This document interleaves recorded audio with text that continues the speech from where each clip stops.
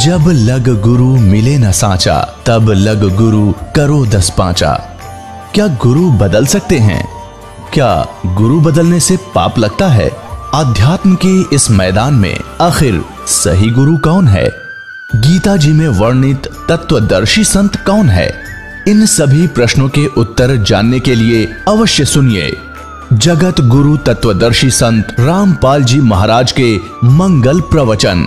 और हम जीव हैं, आत्मा है, हम वहाँ हंस रूप में होंगे। हंस माने जैसे यहाँ मनुष्य कहते हैं, नर कहते हैं स्त्री और पुरुष को, तो वहाँ हंस कहते हैं। हंस माने जैसे यहाँ एक पक्षी का नाम हंस है, जो किसी सरोवर पर होता है, वो बुगले जैसा होता है सफ़ेद, और बुगला मच्छी खाता है, कीड़े खाता है, और वो हंस नहीं खाता।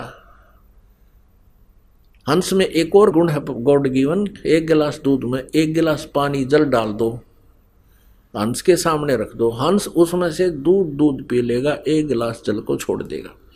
दूध और पानी जिसने छान लिया और बुराई जिसने छोड़ दी, वो हंस कहलाता, वो पुण्यात्मा। अर्थात सब बुराइयों से दूर नेक आत्मा को हंस आत्मा कहते। तो वहाँ हंस रूप में हम होंगे, और परमात्मा परम हंस है। आत्मा हंस और परमात्मा परमहंस, यानी वो परमहंस है, वो परम आत्मा है, वो श्रेष्ठ आत्मा, वो श्रेष्ठ है, वो दयालु है। तो यहाँ गीता जी अध्याय नंबर 15 के श्लोक नंबर 17 में कहा कि उत्तम पुरुषतु अन्य परमात्मा इति उदाहरते, उसको भगवान कहा जाता है, वो है परमात्मा। पुण्यात्मा, ये अमृत ज्ञान है, ये तत्व ज्ञान है, ये सत्यनारायण कथा है।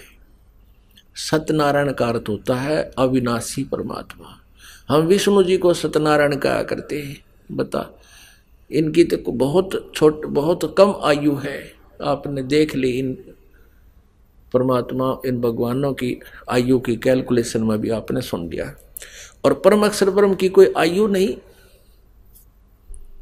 वो तो अजर अमर है, सृष्टि से पहले भी वही थे, उसी ने सृष्टि रची है। तो कहने का भाव ये है कि जो ये वहाँ पर कहते भगवान वहाँ है कुछ नहीं, तो वहाँ जाने की इनकी रुचि कैसे बनेगी जहाँ भगवान नहीं। अब कोई कहे कि सतलोक आश्रम वाला चलो, और वहाँ गुरुजी हैं, गुरुजी नहीं है, वहाँ तो सिर्फ प्रकाश ही प्रकाश है, ट्यूब जड़े हैं। अरे फिर टिंडे लेना होगे, तुम क्या करोगे इस ट्यूबा देखने? गुरुजी तो निराकार हैं। तो इनकी ये सोच समझ लो। इतनी एक एग्जाम्पल देता हूँ, जो इन अज्ञानी संत, किसी की भी थ्योरी देख लो आप, किसी भी धर्म की देख लो, उनका लोकवेद दंत कथा ये बताता है कि परमात्मा निराकार है। और हमारे सदग्रंथ बताते हैं परमात्मा सह शरीर है, उसका नाम कबीर है। अब जैसे एक समय, अब हम आते हैं परमात्मा साकार और निराकार पर। जो ये गलत छोरी बता रहे हैं, परमात्मा वहाँ है ही नहीं, उसके वो तो निराकार है। जैसे मुसलमान धर्म में परमात्मा को बेचून कहते हैं, वो निराकार है, वो दिखाई नहीं देता। और ईसाई धर्म में परमात्मा को वो फॉर्मलेस कहते हैं, निराकार है। जबकि पवित्र बाइबल बता रहा है, पवित्र बाइबल में वर्णन है कि वो परमात्मा मनुष्य दृश्य है। सृष्टि की उत्पत्ति नामक ग्रंथ है पवित्र बाइबल में, उसके प्रथम ही अध्याय के 26 नंबर आयत में, 26 नंबर श्लोक में लिखा है कि परमात्मा ने जब और रचनाएं कर ली, 6ठे दिन उसने कहा कि मनुष्य को मैं अपने ही स्वरूप में बनाऊंगा। ऐसा कह के भगवान ने, परमेश्वर ने मनुष्य को अपने ही स्वरूप अनुसार, अपने ही रूप जैसा बना दिया। उसकी नर और नारी करके सृष्टि रचना कर दी। फिर भगवान निराकार क्यों करो गया, फॉर्मलेस क्यों कैसे हुआ?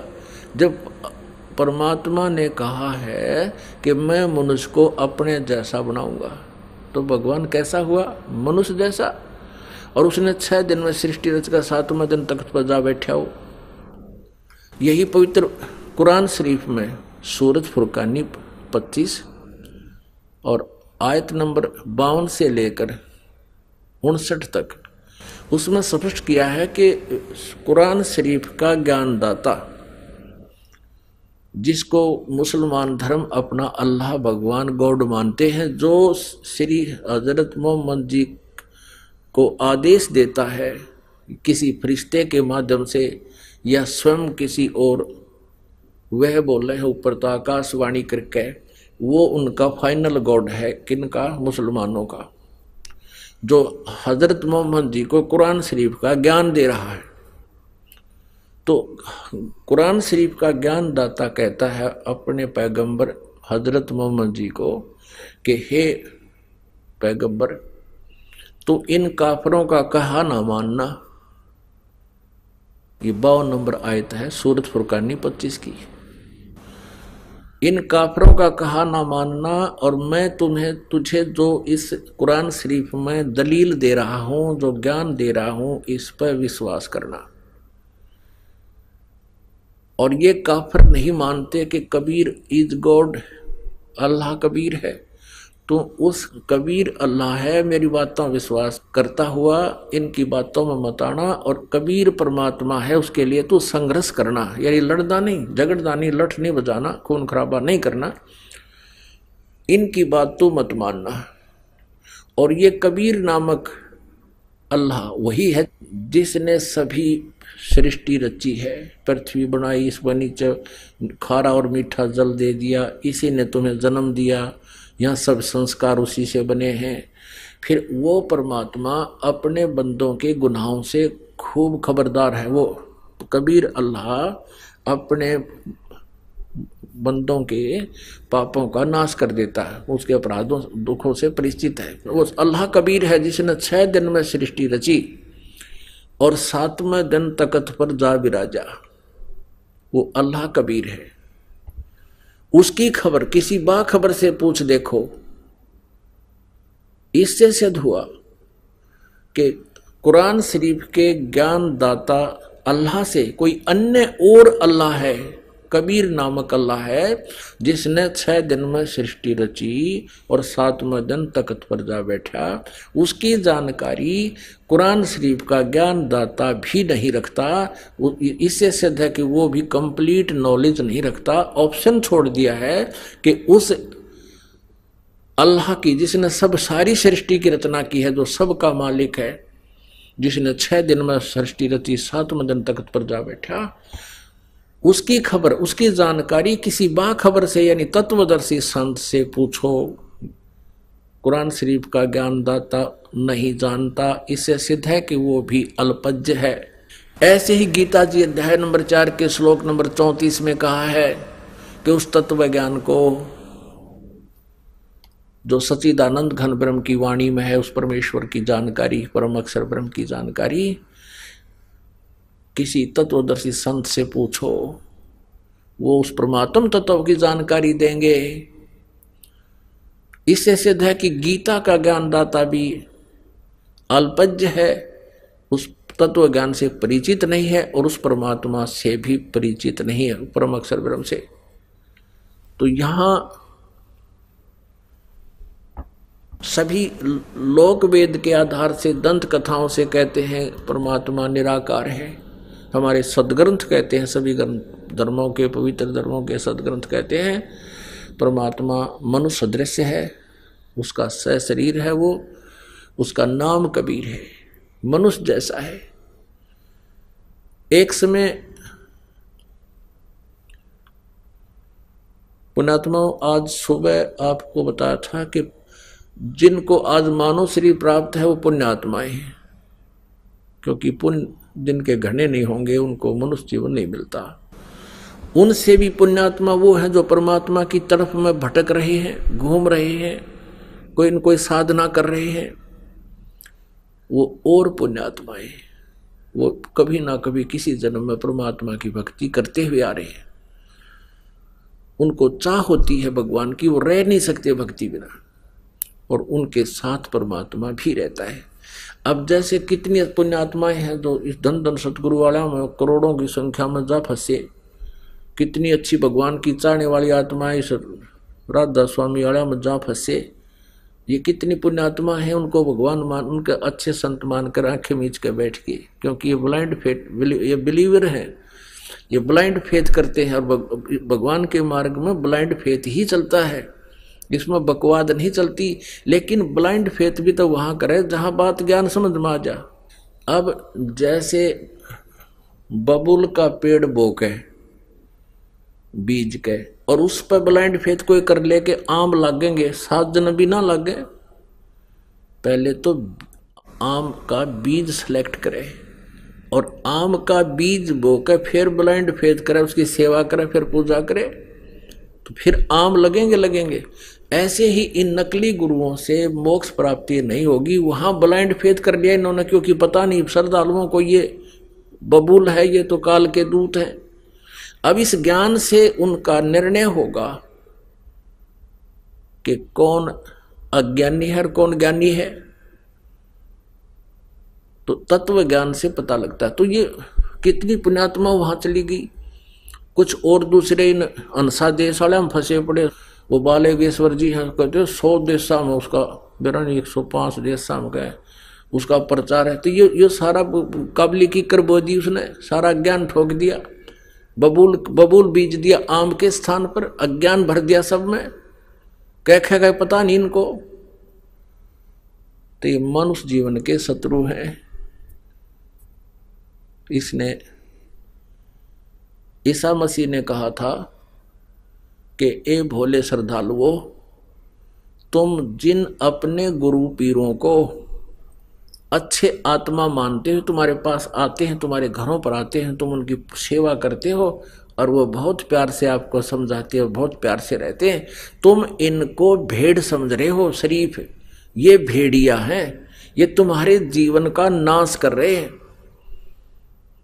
तुम्हें बर्बाद कर रहे हैं। इस बात का विरोध कर दिया उन नकली गुरुओं ने और उस पुण्यात्मा को क्रश करवा कर छोड़ा। ऐसे जालिम हैं ये लोग। और इसी का कारण था क्रोथा कांड इन्होंने कराया।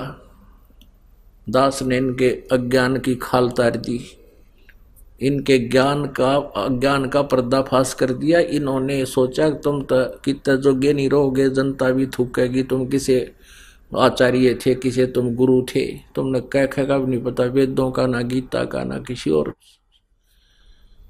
ज्ञान। तो इन्होंने अपना उस अज्ञान को बचाने के लिए इन कैसा जुल्म करवा दिया। क्रोथा कांड, आश्रम छिनवा लिया सीएम से मिलकर, जनता को भ्रमित करवा दिया, गलत प्रचार करवा के, और झूठे केस बनवा दिए हमारे पे। लेकिन अब वो 500-600 वर्ष पुराना भारत नहीं है।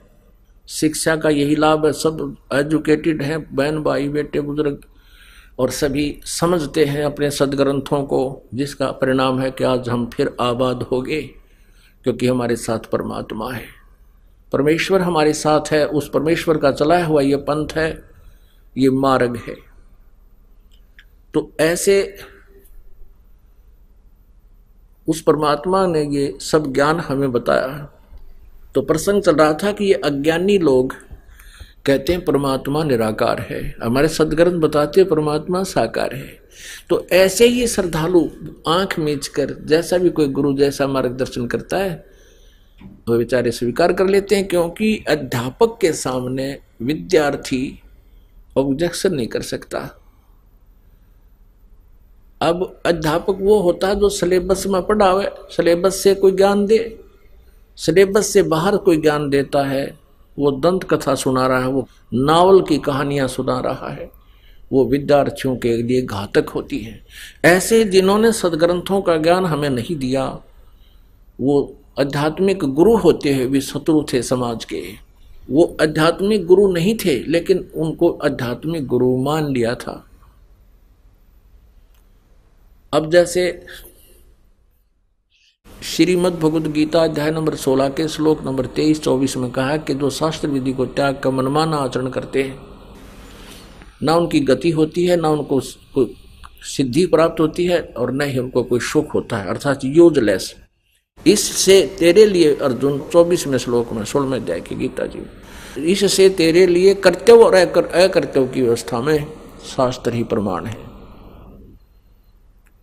यानी जो साधना करनी चाहिए, जो ना करनी चाहिए, वो सदग्रंथ में जो लिखे हैं वही हम आप मान्य होने चाहिए, अन्य नहीं। किसी की लोक वेद की कथा से स्वीकार ना करना। तो ये जितने भी गुरु जी थे अभी तक हमें लोक वेद सुनाया करते थे। तो ऐसी जो पुण्यात्मा पिछले जन्म की पुण्यात्माएं हैं उनको मानव शरीर मिला है और वो परमात्मा की तरफ में भटक रहे हैं। उनमें से एक थे शेख फरीद जी, और वो बचपन से ही परमात्मा में बहुत, वैसे बचपन से ही मालिक साथ रहता है ऐसी आत्माओं के। सबको भगवान ढूंढते फिरते हैं, कहते हैं परमेश्वर गोता मारो स्वर्ग में और जा बैठो पाताल, कह कबीर ढूंढता फिरूं अपने हीरे माणिक लाल है। शेख फरीद जी थे मुसलमान धर्म में। वो पुण्यात्मा छोटे से थे, जब छोटे बालक नटखट गणे थे, शरारत बहुत किया करते थे। माता भी दुखी हो जाती थी, गली के बच्चों के साथ झगड़ा कराते, उल्हाने आया करते थे। अब माँ ने सोचा अब क्या करूं इस बालक को, क्योंकि आजकल तो बच्चे छोटे छोटे स्कूल भेज देते, माता पिता नर्सरी में दाखिल कराते हैं, वो बालक खिलाने के वहाँ से उनमें छोड़ दिए। पहले तो ऐसी कोई व्यवस्था नहीं थी, घर पे रहते, पिता खेतों में कहीं और अपना काम से चले जाते, कोई मजदूरी के लिए या कोई और, तो माता बच्चों की देखरेख वो स्वयं ही रखती थी। वो शरारत बहुत गणी करा करता, उलाने से तंग आ गई। उसने सोची कि इलाज करूं इसका। उसने कहा कि बेटा तू नमाज करया करे, अल्लाह की बंदगी किया करे। शेख फरीद छोटा सा बालक था, कहने लगा क्यों, किस लिए करूं, मुझे क्या मिलेगा। अब वो खजूर गणे खाया करता, खजूर। माता ने कहा कि अल्लाह तुझे खजूर देगा बेटा। बोला सचमुच माता, खा, अल्लाह तुझे खजूर देगा। तो कहने लगा बता मुझे कैसे करना है। अब माता ने तो सोचा ठीक हो गया। अब माता ने कहा कि ले एक कपड़ा बिछा दिया, गद्दा कोई बिछौना बिछा दिया, अब बेटा इस पे लेट जा, ऐसा आंखें बंद रखना, कभी ऐसे करना कभी ऐसे करना, और ये कहना अल्लाह मुझे खजूर दे, खुदा मुझे खजूर दे, ऐसे कहते रहना, आंखें नहीं खोलनी है। और जब तक मैं ना कहूँ आंखें नहीं खोलना, नहीं तो खजूर नहीं मिलेगा। जब माता का काम का समय होता, उसका बिछा दिया बिछोना और कहा बेटा ले प्रार्थना कर। अब वो लग गया अपना ऐसे करने, आंखें खोले नहीं। माँ ने क्या किया कि खजूर थोड़ा सा इतना सारा और 2 पत्तों के बीच में लपेट कर उसके बिछोने के नीचे रखाई। अब वो माँ ने कहा कि आजा बेटा आंखें खोल दे। माँ का काम हो लिया, इतना वो बैठा रहा, घंटा और पौन घंटा जैसा भी। तो उठ के आ गया कि माँ आप तो झूठ बोलते थे, अल्लाह ने खजूर तो दिया नहीं मेरे को। माँ ने कहा बेटा भगवान ऐसे सरेआम नहीं रखता, वो छुपा कर देते हैं, देख तेरे बिछोने के नीचे कहीं जरूर अवश्य मिलेगा। उसने वो चद्दर उठा के देखी, खजूर पाया, कूदता फिरे, खावे खूब कूदे, सब न बतावे आज अल्लाह ने मेरे को खजूर दिया, अल्लाह ने मुझे खजूर दिया। फिर आते नु के माँ अब कब करनी है वह नमाज, जब वो खजूर उसका खत्म हो जा, एक अगले दिन फिर के माँ अब कब करना है वो। अब ऐसे माँ ने पा गया उसका तासीर, अक्यों ठीक सेट हो गया। एक दिन क्या हुआ, वो खजूर रखना भूल गई और वो उठा, चद्दर उठाई, वहां परमात्मा ने रजा बख्शी, वो खजूर रख दिया ऐसे ही। और वो शेख फरीद खजूर खाता हुआ आ रहा है। जब उसकी माँ ने कह दिया कि आजा बेटा उठ ले, और उसको याद नहीं रहा कि मैं आज खजूर धरना भूल गई, तो उसने बड़ी चिंता हुई कि उन्हें कम्मा फिर कभी नहीं करे जे आज खजूर ना मिल लेते, घनी चिंतित होगी वह। उसने देखा वो खजूर खाता हुआ रहा है। माँ ने पूछा बेटा ये खजूर कहाँ से लाया तू। कहने लगा माँ प्रतिदिन अल्लाह दे के जाता है, मेरी चद्दर के नीचे मिलता है मुझे। कि सचमुच बता। हाँ देख यहाँ रखा था।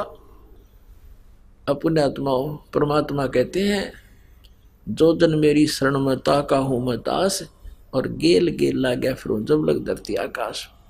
अब उस बच्चे का बचपन से इतना दृढ़ विश्वास हो गया भगवान में कि परमात्मा तो ऐसे भी देता है। बड़ा होकर के वो बच्चा घर त्याग गया। घर त्याग गया तो उसने एक नकली गुरु मिल गया, उसमें सिद्धियां थी, आसपास के क्षेत्र में बड़ा बोलबाला था। वहां चला गया। वो फक्कड़ फकीर था,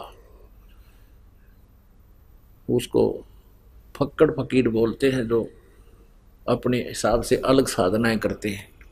एक तो जैसे हिंदू समाज में जो व्यवस्था है, भाई गीता का पाठ कर ले, पुराणा का पाठ कर ले, व्रत रख लिए, मंदिर में माथा टेक लिया, एक तो ये साधना।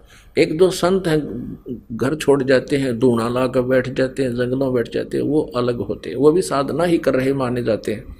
ऐसा वो एक संत था, वहां चले गए। जैसा भी उस संत ने उस प्यारी आत्मा को मार्गदर्शन किया, वो दृढ़ होकर लग गया। आश्रम में रहने लगे। 8-7 भगत रहते थे। अब जो व्यक्ति घर से निकलकर आया है, घर भी त्याग दिया परमात्मा की तरफ में, फिर उसके पास शेष के रह गया। गुरु जी को परमात्मा तुल्य मान के उसके एक एक वचन का पालन करे, गुरुदेव की आज्ञा का पालन करे, गुरुदेव की क्रिया न नहीं देखे। और हम तत्व ज्ञान से परिचित ना होने से हम गुरु को अपने जैसा ही मान लेते हैं।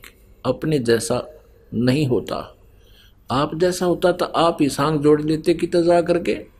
गुरु के ऊपर परमात्मा प्रसन्न होता है। लेकिन कौन से प्रभु का वो जो नुमाइंदा है, जो नर जाकी शरणा बसे ताको ताकी लाज, जल सोही मछली चढ़ जाए ये बह जाते गजराज। यानी जिस भी इष्ट की जो साधना करता है वो और सच्चे दिल से करता है, उसके ऊपर उसकी रजा होती है न्यारी।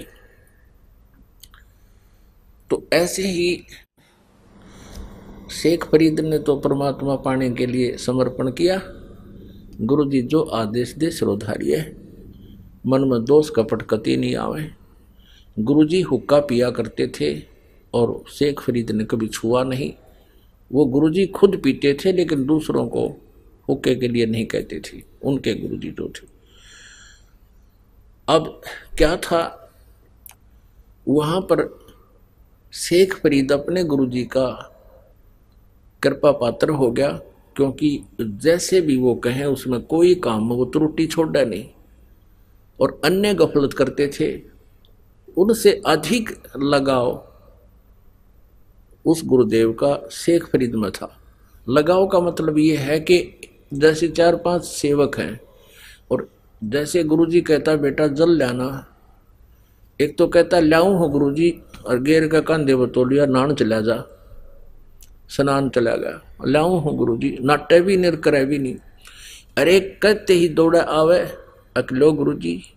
तो अब गुरुजी उसी को कहेगा बार बार, एक उसको कैसे कहेगा, कवे नूर जाओ इधर ने।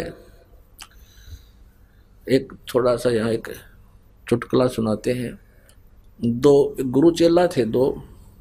शाम के समय गुरुजी ने कहा अपने शिष्य से कि बेटा देखना, सोने की तैयारी पकड़ के गुरुजी वृद्ध थे, लेट गए चारपाई पे।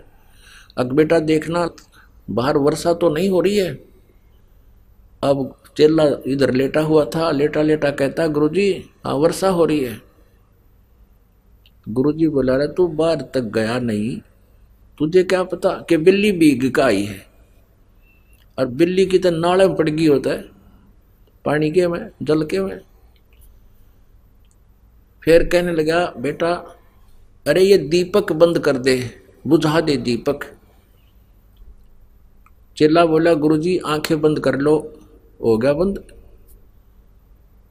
बोला अच्छा भाई। फिर गुरुजी ने कहा बेटा दरवाजा तो बंद कर दे।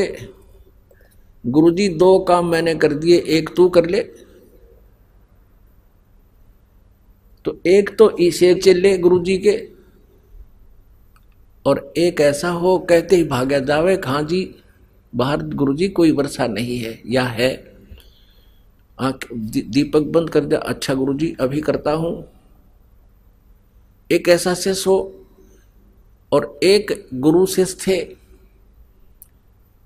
गुरुजी ने कहा एक दिन एक अपने शिष्य को, जो ओबीडेंट था, जिसको शिष्य कह सकते हैं, कि बेटा एक दरिया थी, दरिया के किनारे एक पेड़ था।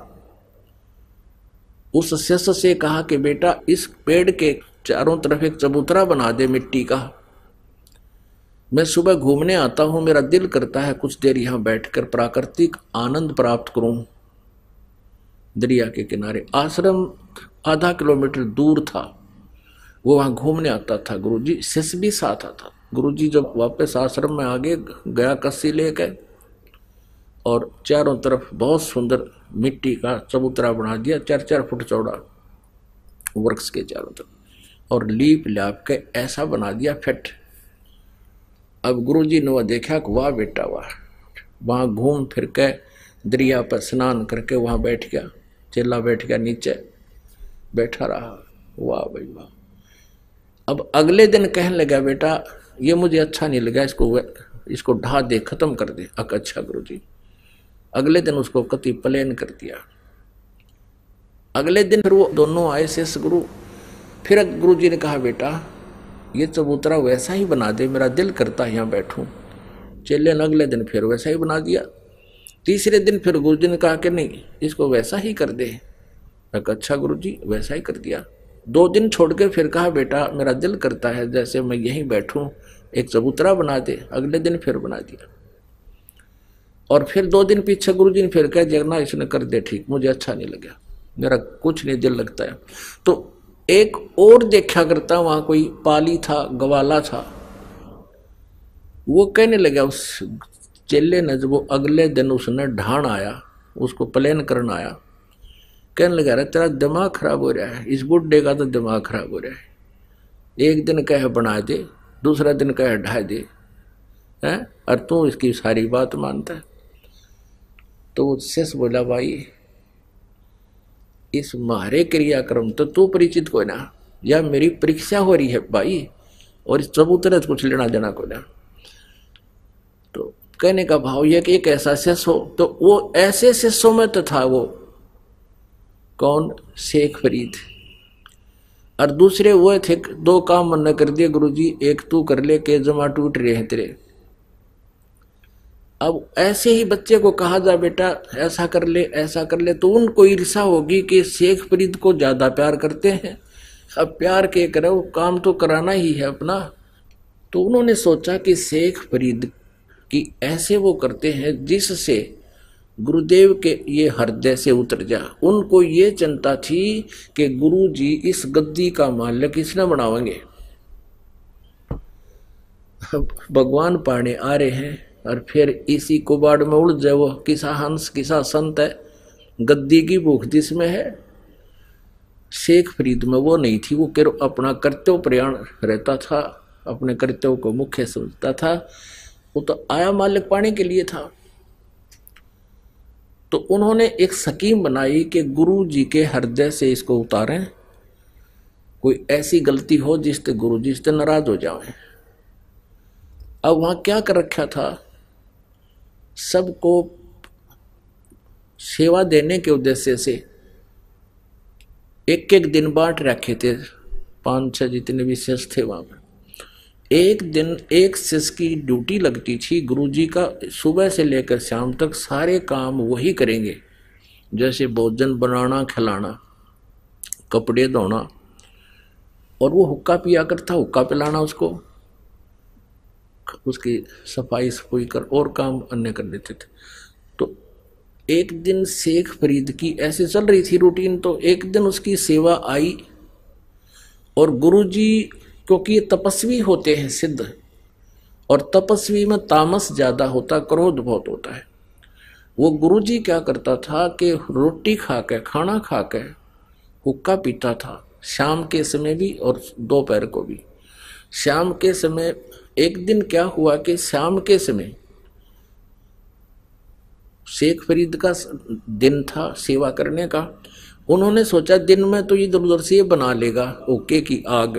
क्या करता था वो गुरु, यदि खाना खाने के पश्चात हुक्का 5-10 मिनट में आ गया, लिया तो लिया, चला नहीं तो डंडा उठा के उसके कई मारता था और कई दिन उसको सेवा नहीं देता था, कई दिनों तक, इतना कुपित हो जाता था।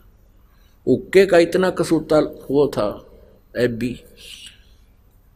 अब इस बात का सबको पता था, तो अन्य जो शिष्य थे उन्होंने सोचा कि आज इसकी टर्न है और शाम के समय अग्नि को बुझा देंगे हम, जब यू खाना खिलाने जाएगा गुरुजी को।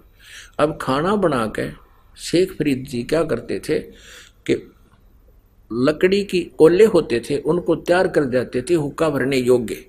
आते हुक्का भर के गुरुजी को दे दूंगा, खाना खिला के आके 2 मिनट में 4-5 मिनट में दे देता था। अब खाना खुना खिला के आराम, तो वो आया, देखा पीछे से आग बुझ गई। आग थी नहीं उसमें, अग्नि नहीं थी, वर्षा के दिन थे। उसने सोचा भाई होगी आग बुझ गई होगी, नहीं ध्यान गया। उसने सोचा 1 किलोमीटर दूर है गांव, वहां धुआं उठ रहा था एक घर में, शाम का समय था। उसने सोचा आज तक की जितनी भी अब गुरुजी के प्रति आपकी गुडविल है वह खत्म होगी और तेरी भक्ति का नाश हो जाएगा। गुरुजी रुष्ट हो गए तो मेरे पल्ले कुछ नहीं रहेगा। ये सोच कर चलम उठा के स्पीड ठोक दी, फुल स्पीड तक गया जिस घर में धुआं उठ रहा था। और वो माई क्या कर रही थी, वर्षा के दिन थे, चूल्हे में अग्नि बालने का जलाने की प्रयत्न कर रही थी। कभी धुआं हो जा, कभी आंखों में धुआं आवे, पानी पड़े, यानी गिल्ला सापन हो करके वो आग जला रही थी। कभी बुझ जाती थी, कभी फिर जला रही थी, यानी उसने आग जला रखी थी ऐसे, और वो दुखी हो रही थी। अब वो शेख फरीद कहा माई अग्नि देना, माई अग्नि देना। अब वह हो रही थी गुस्से में कि अग्नि लूना वाला, आंख फुड़वा ले, आंख फूट गई मेरी, तो भी फुड़वा ले आंख, तब दूंगी अग्नि। अकले माई चिमटा ले रहा था आंख में गोक है, और वो आंख काट के दे दी। अकले माई अब तो दे दे मुझे अग्नि। अब माई ने सोचा रे तेरा गुद्दू सचमुच आंख निकाल दी। वह डर गई, सारी चूल्हे की आग बाहर निकाल दी। ले महाराज जी ले जा। उनको पता था कि ये जिस आश्रम से आया है वो महात्मा बहुत सिद्ध पुरुष है, उसने जो वचन निकाल दिया तो तुम्हारे कुल का नाश हो जाएगा। वह डर गई। अब उसने कुछ नहीं कहा बेचारे ने। उसने क्या किया, अपना कपड़ा सा बांध लिया एक आंख के ऊपर के जो निकाली थी, और अग्नि रख के और फिर स्पीड तक भाग लिया। उधर गुरुजी ने देखा भी 2 मिनट हुई, 4 हुई, 5 होगी, 10 मिनट जब होगी, आवाज लगाई रहा शेख फरीद हुक्का भरला बेटा, आवाज नहीं आई। थोड़ी देर पाछे फिर लगाई आवाज, तीसरी आवाज फिर लगाई रहा कित मर गया तू शेख फरीद, कहाँ मर गया तू आज। तब उसने सुने गुरुजी तो भाई नाराज हो रही है, वो दूर से ही कहता आ गया गुरुजी, आ गया गुरुजी। बोला के बात हो गई थी, गुरुदेव अग्नि बुझ गई आज और गांव से दौड़ के लाया। अच्छा बेटा कोई बात नहीं, रख दे। हुक्का भड़का उधर पी गया, सो गया, और वो जाके अपना एकांत में लेट गया। माई ने सोची जे अब जाऊंगी तब ना जाने महात्मा के कह देगा, सुबेरे तक उनका गुस्सा कम हो लेगा। उसने सोचा था यो चेला जाकर बताओगा, वो लाल पीला होया पाओगा। वह माई सुबेरे मटके के कापण पर ढक्कन पे वह आंख रख कर लेगी और कहने लगी महाराज जी मेरे पे गलती होगी। सारी कहानी बताई, ऐसे ऐसे आपका शिष्य गया था और आग अग्नि मांगे था और मैं दुखी हो रही थी महाराज जी, मेरे से गलती से निकल गया, तू आंख फुड़वा ले। आपके चेले ने आंख निकाल के दे दी या रखी। तो उसने सोचा रहे शेख फरीद गया था, वो बुलाओ भाई शेख फरीद। बाज जाया कहाँ जी कि ये क्या कहानी है, क्या हो गया था बेटा। कुछ नहीं गुरुदेव, आपके होते क्या हो सकता आपके दास को। अरे ये माई क्या कह रही है। तब उसने कहा, माई कहने लगी सचमुच ये ऐसे आंख निकाले, ये पट्टी बांध रहा है गुरुदेव। बोला सचमुच। गुरु कहने लगा खोल इस पट्टी को। पट्टी खोली तो आंख साबित पाई, पूरी आंख पाई उसकी शेख फरीद की, लेकिन थोड़ी छोटी थी। पुण्यात्माओं इस कहानी का, इस कथा का जो निष्कर्ष निकलेगा उस पे ध्यान देना। अब इतने सिद्ध पुरुष होकर भी वो मोक्ष प्राप्त नहीं थे, मोक्ष की साधना नहीं थी। परमात्मा कहते हैं, परमेश्वर अपनी अमृतवाणी में, कि ऐसी ऐसी 24 सिद्धियां भी आपके पास आ जावें तो अगर सत साधना नहीं है तो भी आपका जीवन व्यर्थ है। अब क्या हुआ, अब इस बात से और आसपास खूब महिमा होगी उस संत की, भाई ऐसा संत है, ऐसा संत, ऐसा हो गया, ठीक। कुछ दिनों के बाद उसकी मृत्यु होगी संत की, उस महात्मा की।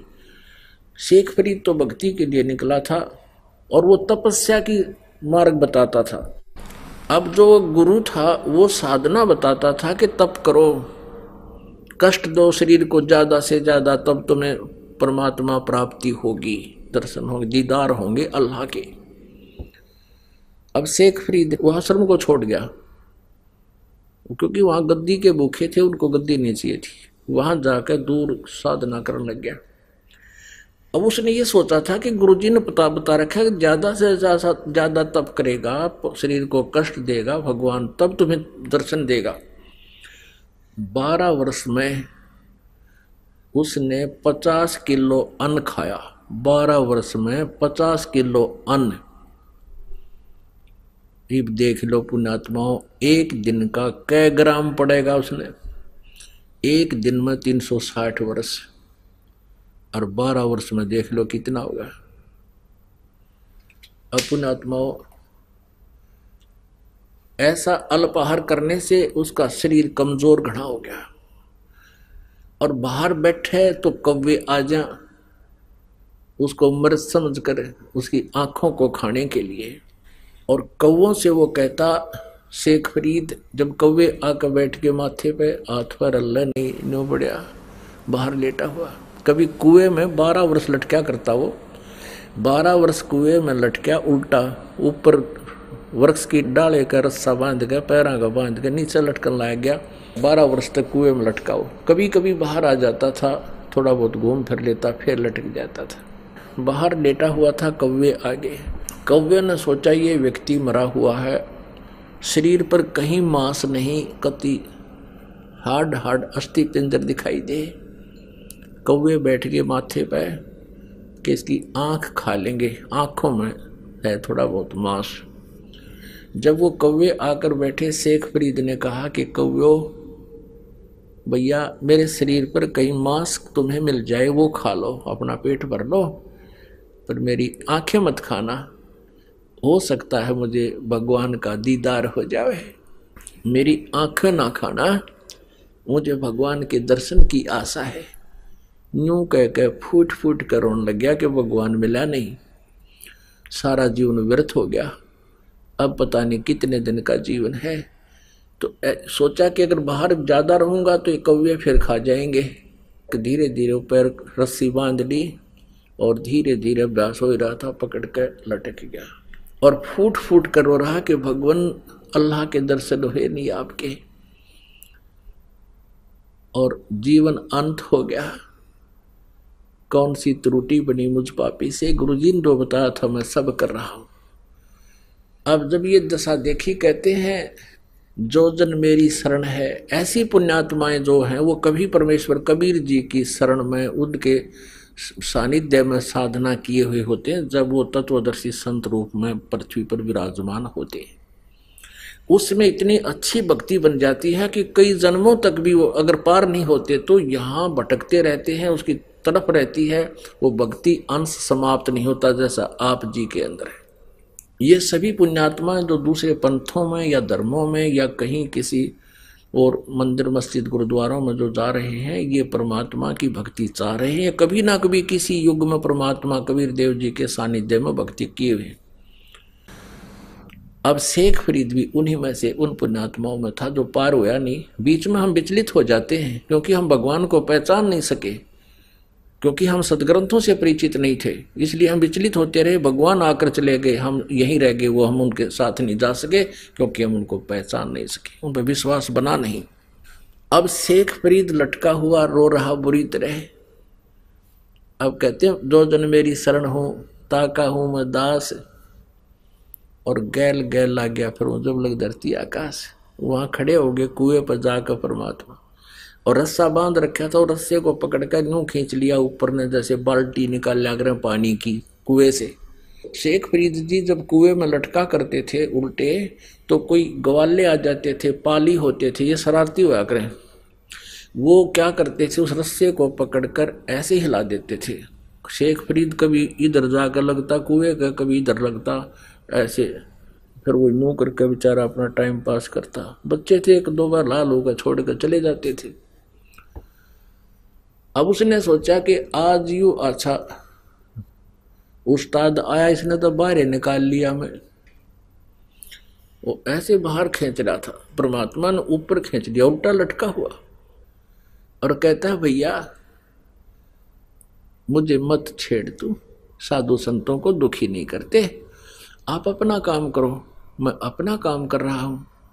उल्टे लटके लटके बात कर रहा है, मुझे छोड़ दे वापस। परमात्मा ने कहा आप यहां क्या कर रहे हो? शेख फरीद ने कहा कि मैं परमात्मा के दर्शनार्थ, भगवान के दर्शन के लिए मैं साधना कर रहा हूं। परमेश्वर ने कहा कि मैं हूं भगवान, मैं हूं अल्लाह, मैं हूं अल्लाह अकबर, वो कबीर अल्लाह मैं हूं। शेख फरीद कहता है मजाक ना करे, तू अल्लाह नहीं है। परमात्मा ने कहा और अल्लाह कैसा होता है कि वो तो निराकार है, वो दिखाई थोड़े देता है। परमेश्वर ने कहा भले आदमी, जब परमात्मा निराकार है और आप कह रहे हो मैं भगवान के दीदार के लिए डले ढोरा हूं, अब देखेगा टट्टू जब के साकार है ही नहीं तो क्या देखेगा तू? अब ऐसे कहते हैं यहाँ हरियाणा में कहावत है, ज्ञान कार गाम का तो चमका ऐसा होया करे। अब उसकी एकदम सारे पुर्जे सीधे हो गए शेख फरीद के, और परमात्मा खड़े सामने, एकदम समझ में आ गया को हो सचमुच। परमात्मा कहते हैं एक तरफ तो तू निराकार बतावे बेचून है भगवान, और फिर नो का उसके दर्शन के लिए मैं डले ढो रहा हूं, साधना कर रहा हूं। तो पहले तेनू देख तुम कह के रहे हो और कर क्या रहे हो। तो उसने सोचा शेख फरीद ने, भाई काटे का आदमी 16 ने बात की, विश्वास फिर भी ना है क्यों भगवान है, पैर पकड़ दिए नू के नू। यह बात उनको याद है कि कुरान शरीफ में ये लिखा है कि उसके बारे में कोई बाखबर बताओगा। तो उसने नो सोची अल्लाह तो यूँ नहीं हो सकता, लेकिन बाखबर जरूर है, यानी तत्वदर्शी जरूर है। इतनी एक ही सेकंड में सारी बात समझा दी कि निराकार को देखेगा कि तू फिर जब निराकार है तो फिर क्यों कर रहा है ये साधना। पैर पकड़ के कहने लगा महाराज मुझे रास्ता बता भगवान का, काजा बता दूंगा। वो खोल दिया रास्ता, बैठ गया। कहने लगे परमात्मा बोले इस शरीर के साथ क्यों दुश्मनी कर रहा है तू? ये कहीं लिखा किसी शास्त्र में ऐसा करने से भगवान मिलेगा? शेख फरीद कहने लगे मेरे गुरुदेव ने ऐसा बताया। परमात्मा ने कहा वो गुरुदेव तुम्हारे नकली थे। शेख फरीद कहता है महाराज जी निंदा ना करो गुरुदेव की, अब ये श्रद्धालु ऐसे होते हैं। परमात्मा ने सोचा ज्यादा कह दिया तो यू कति कर्म बिगाड़ देगा। परमेश्वर बोले बेटा इस शरीर से तू शत्रुता कर रहा है, ऐसे भगवान नहीं मिलता। कहाँ जी वो तो मुझे समझ में आ गई कैसे नहीं मिला, तभी तो इतना उस समय बीत गया। आइए अब हम उन श्रद्धालुओं के अनुभव जानते हैं जो जगत गुरु तत्वदर्शी संत रामपाल जी महाराज जी से दीक्षा प्राप्त कर चुके हैं तथा उनके द्वारा बताए गए भक्ति मार्ग पर चल रहे हैं। नमस्कार जी। नमस्कार सर। क्या नाम है जी आपका? पुष्पा सिंह। कहाँ से हैं आप? झारखंड से। हम आपसे ये जानना चाहेंगे कि संत रामपाल जी महाराज जी से आपने कब नाम दीक्षा ली? 2011 4 मार्च। संत रामपाल जी महाराज से नाम दीक्षा लेने से पहले क्या आप कोई भक्ति साधना करते थे? हाँ जी करते थे। हिंदू मुताबिक में जो देवी देवता का भक्ति करते थे उसी के अनुसार हम चल रहे थे, पर कोई लाभ नहीं मिल रहा था। क्या भक्ति साधनाएं करते थे आप? देवी देवता की भक्ति, जैसे शंकर भगवान, हनुमान जी। व्रत वगैरह करते थे? हाँ किया करते थे, जैसे हमारे घर में बताया करते थे तो किया करते थे। आपसे ये जानना चाहेंगे कि फिर आपने संत रामपाल जी महाराज जी से नाम दीक्षा क्यों ली? क्या कारण हुआ कि आपको संत रामपाल जी महाराज जी से नाम दीक्षा लेनी पड़ी? इसके पीछे ये कारण है सर कि अचानक 2010 में मेरी तबीयत काफ़ी बुरी तरह से ख़राब हो चुकी थी, जिसके वजह से हमारे ऊपर काफ़ी अचानक 2010 में मई में मेरी तबीयत काफ़ी ख़राब हो गई। रात 12 बज रहे थे, अचानक मेरा हालत एकदम बिगड़ गया, जीभ काफ़ी लंबे लंबे निकलने लगे और बाल ऑटोमेटिक खुल जाया करता था और आँख घूमने लगते थे। तो मेरे हस्बैंड सोचे कि क्या हो गया अचानक, इसका माइंड क्या हो गया।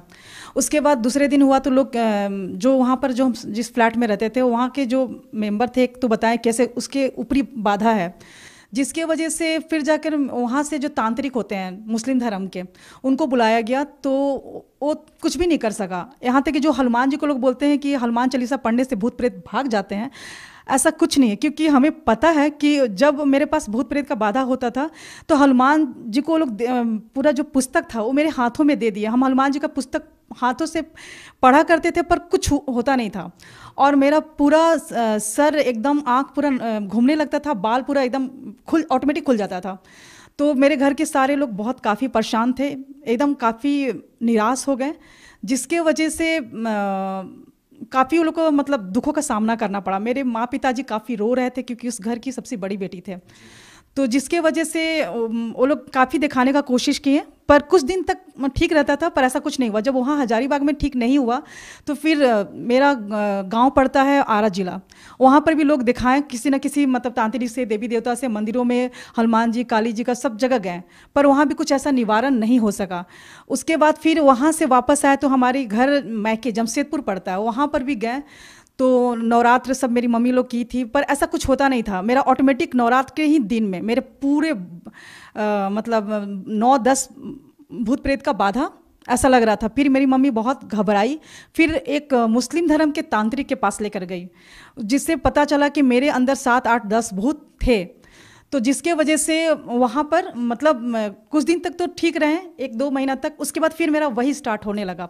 फिर दोबारा 2011 में मेरा फरवरी मार्च में मेरे अचानक तबीयत काफ़ी ख़राब हो गया, क्योंकि 26 जनवरी 2011 में नेशनल गेम लगा हुआ था रांची में, जिसकी वजह से हम वहाँ पर कोच का काम करते थे। मेरी अचानक तबीयत काफ़ी ख़राब हो गई, जिसकी वजह से मेरी मम्मी तुरंत जमशेदपुर लेकर गई। वहाँ पर मेरी हालत ख़राब होने की वजह से तांत्रिक के पास गया। वहाँ पर जितने भूत प्रेत था वो निकालने का कोशिश करता था। उसमें से एक कुल देवता थे हमारे जो घर के, मम्मी पापा के घर के मायके घर कुल देवता थे, अनजान बाबा जिनका नाम था। तो वो उस तांत्रिक से नहीं निकल रहा था।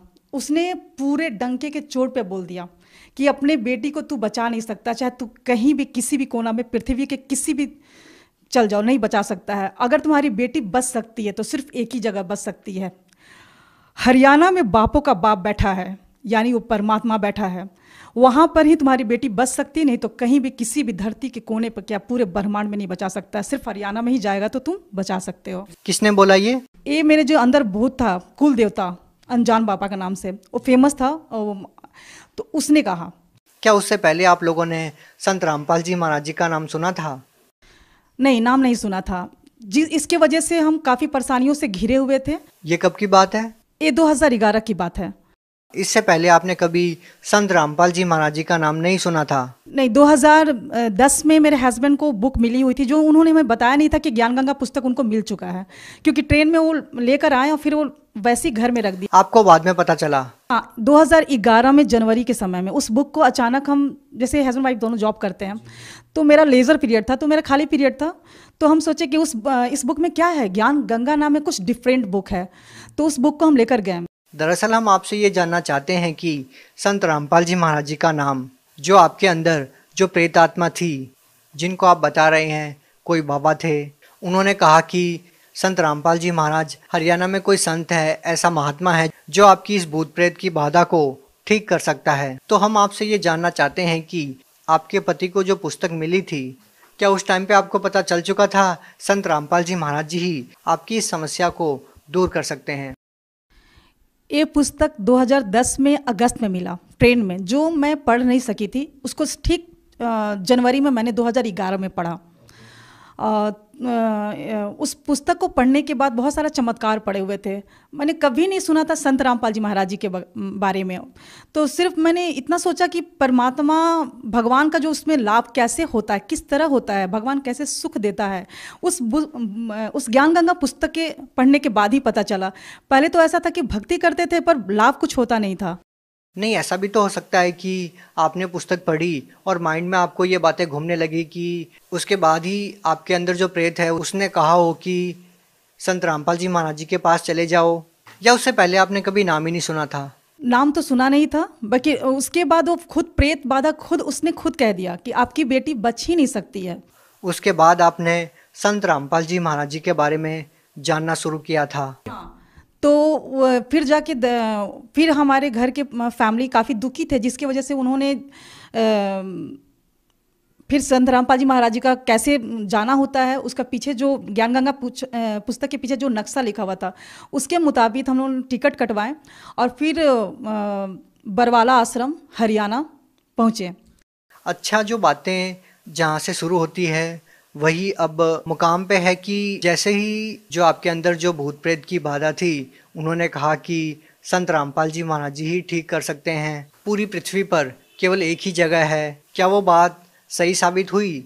जो आपके अंदर भूत प्रेत जो बोल रहा था कि केवल वहीं पर ये बाधा ठीक हो सकती है, तो क्या संत रामपाल जी महाराज जी से नाम दीक्षा लेने के बाद ही आप ठीक हुए? जब हम सब तरह से थक चुके थे, मंदिर मस्जिद गुरुद्वारा सब जगह जा चुके थे, जब इंसान का तबीयत खराब होता है ना तो उसके माँ पिताजी काफ़ी दुखी होते हैं। तब उन समय वो हिंदू मुस्लिम सिख ईसाई नहीं देखते हैं, वो सभी धर्म में जाना स्टार्ट कर देते ताकि उसका बच्चा ठीक हो सके। उस समय वहाँ पर मानसिकता खत्म हो जाता है, जाति पाति क्या होता है। तो उसके बाद हमारी जब संत रामपाल जी महाराज जी के शरण में गए तो जो हमारे भूत पाता का बाधा था, जो हम जिसकी वजह से काफ़ी परेशान हुआ करते थे, वो संत रामपाल जी के महाराज जी के शरण में जाते ही और नाम दीक्षा लेते ही आशीर्वाद मात्र से, सिर्फ दर्शन फर्स्ट बारी मैंने किया था, ये भी नहीं जानते थे कि संत रामपाल जी महाराज जी के मतलब क्या होता है। मतलब वहाँ पर जैसे गए तो वहाँ के सभी आश्रम में रखते ही पाँव एक अलग सा माहौल लगा, एक अलग सा दुनिया, जहाँ लगा कि पूरा दुखों का संसार में से निकल के सतलोक जो आश्रम पहुँचे, लगा कि एक बहुत सुकून शांति भरा दुनिया था। जो हमें प्यार उस दुनिया में नहीं मिल सका वो सतलोक आश्रम में मिला, अपनापन। और संत रामपाल जी महाराज जी के पास जाते हैं हमारा तुरंत जो हमारे भूत प्रेत का जो बाधा था वो संत रामपाल जी महाराज जी के दया से एकदम बिल्कुल पूरी तरह से ठीक है। और जो छोटी मोटी हमारी जो बीमारियां थी, बहुत सारी बीमारियां थी छोटी मोटी, वो तो परमात्मा ने उसी समय हमारे जो उनके मंत्र जो देते हैं संत रामपाल जी महाराज जी, उसमें इतनी पावर है, इतनी शक्ति है। उस मंत्र को करते करते में जो हमारी छोटी मोटी जो भी बीमारियां थी या जो भी थी, माइग्रेन थे, वो सारे परमात्मा के उस मंत्र के करने से ही हो गए समाप्त। तो आपकी जो इतनी बड़ी समस्या थी वो संत रामपाल जी महाराज जी से नाम दीक्षा लेने के बाद ठीक हो गई। इसके अलावा संत रामपाल जी महाराज जी से नाम दीक्षा लेने के बाद आपको कोई लाभ मिला हो? ऐसे तो संत रामपाल जी महाराज से जुड़ने के बाद भगवान क्या होता है, कैसे सुख देता है, ये संत रामपाल जी महाराज जी के शरण में ही आने से पता चला। जैसे सभी संत कहा करते थे कि सबका मालिक एक है, और कहीं कहीं पढ़ा भी करते थे, किसी मंदिर में या ट्रक के पीछे पढ़ा करते थे कि सबका मालिक एक है, पर किसी ने उसका नाम नहीं बताया कि वो मालिक है कौन। संत रामपाल जी महाराज जी विथ प्रूफ के साथ ये साबित करते हैं कि वह पूर्ण परमात्मा सबका मालिक एक है, जिसका नाम कबीर है। तो वो पूरे सभी धर्मों से रिलेटेड जितने बुक है, गुरु ग्रंथ साहिब, गीता, बाइबल, वेद, उस सबसे निकाल के पूरा प्रूफ के साथ वो साबित किए हैं कि सुप्रीम परमात्मा सिर्फ कबीर परमेश्वर है, उसकी भक्ति करने से ही संपूर्ण लाभ मिलता है। आपसे एक बात और जानना चाहेंगे कि संत रामपाल जी महाराज जी जो भक्ति साधना आप लोगों को बता रहे हैं, ये भक्ति साधना पूरे विश्व में कोई नहीं बता रहा है, तो ऐसा कैसे संभव हो सकता है कि संत रामपाल जी महाराज जी ही आप कहते हैं कि केवल वही शास्त्रों के अनुसार भक्ति बता रहे हैं, बाकी अन्य जो संत है वो नहीं बताते? सर, संत रामपाल जी सभी संतों से एकदम अलग हैं, क्योंकि संत रामपाल जी जो ज्ञान बताते हैं, एक टीचर होता है तो अपने बच्चों को सिलेबस के अनुसार ही पढ़ाता है। तो क्या आज तक जो भी लोग साधना कर रहे हैं वो सिलेबस के अनुसार नहीं कर रहे हैं, ये कैसे संभव हो सकता है? सर बिल्कुल नहीं कर रहे हैं। तो आपको वो कौन सी साधनाएं ऐसी लग रही है जो लोग करते हैं जो शास्त्रों के विपरीत है? सर कहना चाह रहे हैं कि जो भक्ति होता है जिससे लाभ हो सके, हमारे संकटों का निवारण हो सके, आपत्तियां टल सके, इंसान इसीलिए भक्ति करता है, सुख की खोज के लिए, शांति के लिए, मानसिक के लिए या शारीरिक सुख के लिए। पर जो वो भक्ति है, उस भक्ति में अगर किसी को शारीरिक कष्ट है, मानसिक कष्ट है, किसी को आर्थिक कष्ट है, जो संपूर्ण लाभ मिलना चाहिए भक्ति से वो मिल नहीं पाता है। इसलिए आप कह रहे हैं कि वो शास्त्रों के विरुद्ध भक्ति है। एक प्रमाण तो ये। हाँ, वो शास्त्र विरुद्ध भक्ति है। और संत रामपाल जी महाराज जी पूरे पृथ्वी पर सिर्फ एक ही संत रामपाल जी महाराज जी हैं जो पूरे शास्त्रों के अनुकूल भक्ति बता। मेरा सवाल ये था कि आपको ऐसी कौन सी वो बातें लग रही हैं कि ये शास्त्रों के विरुद्ध है, जो क्रियाएं आपको लगती है आम समाज में, और आप जो क्रियाएं कर रहे हैं वो शास्त्रों के अनुसार है। ऐसा क्या डिफरेंस आपको लगा? सर शास्त्र विरुद्ध भक्ति में ये है कि जो गीता में मना किया गया है कि व्रत नहीं करना है, फिर भी लोग करते हैं, श्राद्ध नहीं निकालना है, फिर भी लोग करते हैं। और संत रामपाल जी महाराज जी के अनुयायी ना जो शास्त्रों में लिखा हुआ है, जो संत रामपाल जी महाराज जी शास्त्रों के अनुकूल भक्ति करवाते हैं, उसमें ना वो व्रत करते हैं ना श्राद्ध निकालते हैं, और बहुत प्रकार का बुराइयां उनके आशीर्वाद मंत्र से ही समाप्त हो जाते हैं।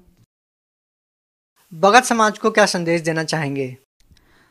भगत समाज को संदेश तो नहीं दे सकते हैं, सिर्फ प्रार्थना कर सकते हैं कि पृथ्वी पर परमात्मा संत रामपाल जी महाराज जी के रूप में आए हुए हैं हरियाणा में। जल्द से जल्द आइए और नाम दीक्षा लीजिए और अपना आत्मा का कल्याण करवाइए। कुछ और कहना चाहेंगे संत रामपाल जी महाराज जी के बारे में? संत रामपाल जी महाराज जी वो संत हैं जो एक बेटी होती है तो बहुत लोग दुखी हो जाते हैं, तो संत रामपाल जी महाराज जी के अनुयायी ना दहेज लेते हैं ना दहेज देते हैं। संत रामपाल जी के महाराज जी के विचारधारा से जो उनके अनुयायी दहेज ना लेते हैं ना देते हैं, वो काफ़ी खुश है, क्योंकि उसमें 1 रुपया भी दहेज ना लिया जाता है ना दिया जाता है। इसीलिए आज एक बेटी माँ बाप के लिए बोझ नहीं है। जो सरकार नहीं कर पा रही, वो संत रामपाल जी महाराज जी अपने सत्संग के माध्यम से, अपने विचारधारा के माध्यम से समाज में जो फैली हुई बुराई है, नशा, दहेज प्रथा और अनेकों बुराइयां जो होती है, वो संत रामपाल जी महाराज जी दूर कर रहे हैं। आपके परिवार में और कौन जुड़ा हुआ है? हमारे परिवार में हमारे हस्बैंड और बेटा बेटी। क्या कोई आपके परिवार में ऐसा सदस्य है जो पहले नशा करता हो और संत रामपाल जी महाराज जी से नाम दीक्षा लेने के बाद वो नशा नहीं करता?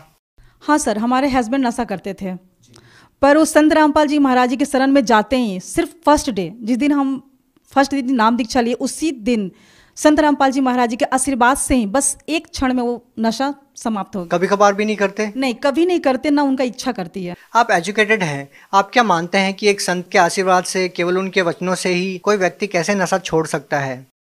सर संत रामपाल जी महाराज जी के वचनों में शक्ति है। जो पूर्ण संत अगर धरती पे तत्वदर्शी संत के रूप में परमात्मा ही उतर सकता है, उसके शब्दों शक्ति में काफ़ी शक्ति होती है, तो उनके सिर्फ आशीर्वाद मात्र से ही तुरंत वो नशा समाप्त हो गया। और उस दिन के बाद से कभी 2011 के से आज 2020 हो रहा है, उसे कभी नशा किसी ने नहीं किया है। बहुत बहुत धन्यवाद सत साहेब जी।